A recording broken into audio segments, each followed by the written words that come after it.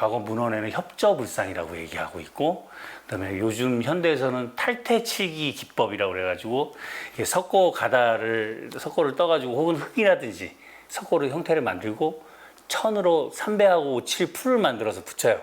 두껍게 계속. 그때 저도 놀랐던 게 뭐냐면 우리나라 고려 때 전국에 건축부상이 다 있어요. 일본은 동대사 중심으로 하고 황실사찰 중심 한 군데밖에 없어요. 뭘 의미하냐면 고려 때 우리나라가 엄청났다는 거죠.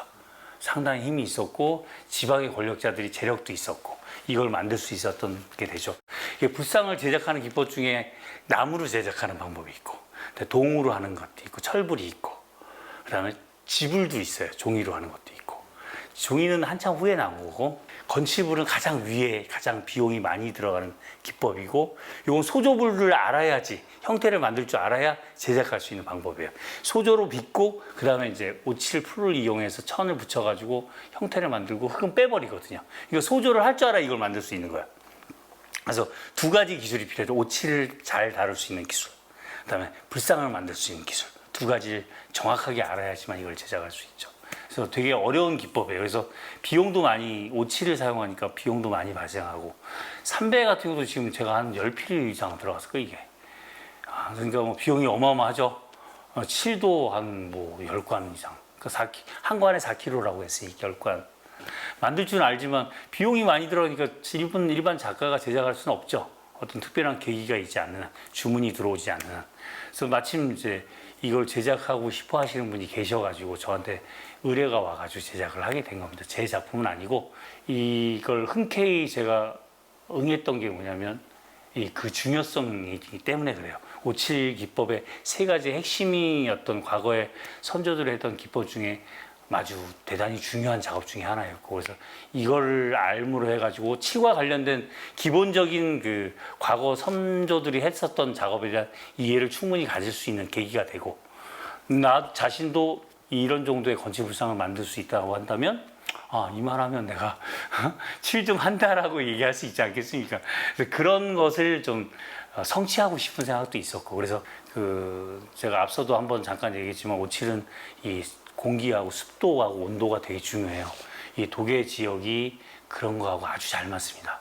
그래서 제가 하루에 한 번 칠을 하면 그 다음날 정확하게 말라주고 굳어요. 딱딱 굳어 나가기 때문에 작업을 내가 하루도 안 쉬고 작업을 할 수가 있었어요.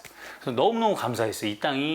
이 지역이 오칠과 관련된 부분을 하기 아주 좋은 지역이라는 걸 이걸 통해서 알게 됐죠. 우리나라 고려 때 이미 전국에 다 퍼져 있을 정도로 건축불상이 있었으면 고대 기법 중에 아주 중요한 불상 제작 기법이고 비용도 많이 들어가고 우리가 알고 있는 지금 이걸 모실 수 있는 대한민국 사찰은 한 군데도 없는데 고려 때는 이미 전국 팔도에 이게 다 있었다고요. 그러니까 그 당시 문화의 수준이 어느 정도인지 알 수가 있죠. 재력도 그렇고.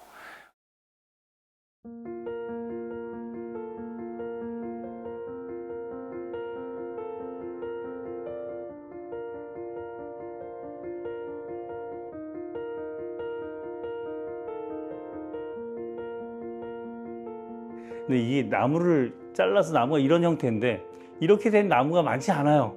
한 10그루 보면 한두 개는 나올까 말까. 작품을 통해서 얘를 좀 드러내서 사람들한테 뭔가 좀 다른 오칠의 맛을 느낄 수 있게 해주고 싶어서 제작을 했었습니다.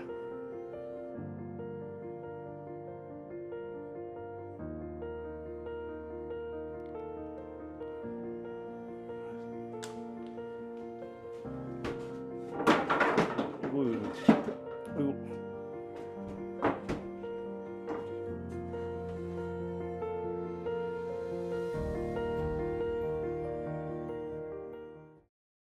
재밌는 거 보여드리려고.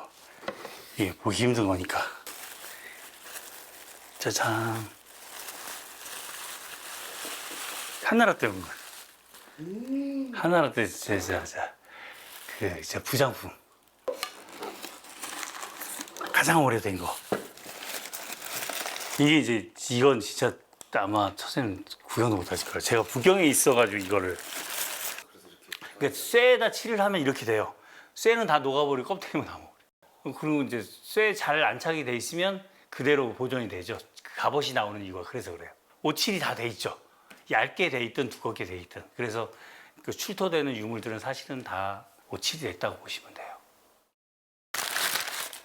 이건 하가전 거예요. 홍산문화 진품입니다.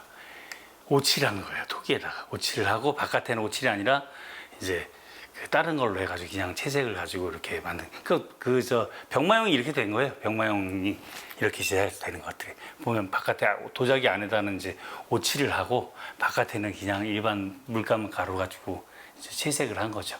이런 물건이 많이 나와요. 홍산문화 중에 하가점이라는 그 지칭에 나오는데, 그 우리나라 고조선에 해당하는 물건이에요. 그래서 제가 중국에서 유학을 하면서 좋았던 게 뭐냐면, 실제로 이 유물을 내가 볼 수가 있고, 실제로 워낙 유물이 많으니까 구입도 할 정도 자료를 구입도 할 수 있었고, 이건 이해가 넓어지는 이유가 뭐냐면 그런 것 때문에 그렇죠.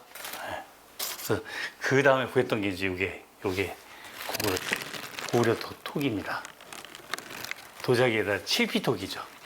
오칠이라는 겉에 껍데기 위약이 이제 오칠로 되어 있는 거지.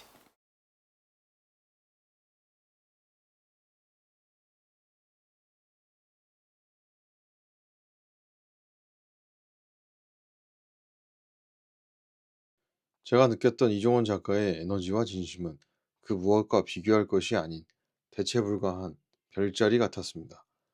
예술인들의 양산박을 만들겠다는 작가님의 기사 한 줄을 읽고 급하게 삼척 도계를 내려갔던 그해 여름은 저에게 아주 오랫동안 기억될 것 같습니다. 칠을 흑칠과 붉은 칠로 나눌 수도 있지만 결국 같은 하나의 칠인 것처럼 인간 이종원도 올곧이 하나의 길만을 걸어왔습니다. 그것은 실로 우리가 몰랐던 또 하나의 우주와도 같았습니다.